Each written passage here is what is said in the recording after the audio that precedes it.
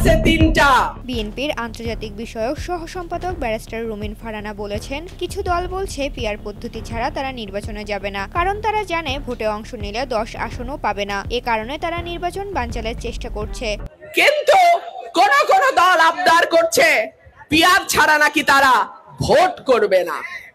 সম্ভবত তারা বুঝতে পেরেছে ভোটে দাঁড়াইলে 10টা আসনও আসবে না।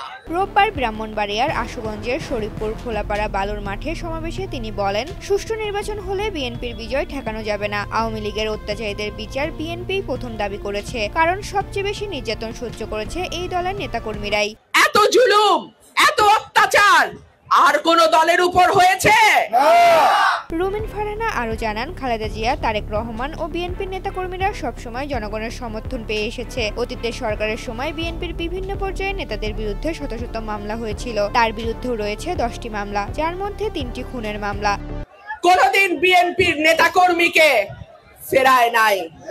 তারপরও তিনি তার দল ও আদর্শ থেকে বিচ্যুত হননি। তিনি সাবেক প্রধানমন্ত্রী খালেদা জিয়া এবং ভারপ্রাপ্ত চেয়ারম্যান তারেক রহমানের প্রতিও জনগণের সমর্থন রয়েছে বলে দাবি করেন। ঋতুপর্ণা, জনকণ্ঠ।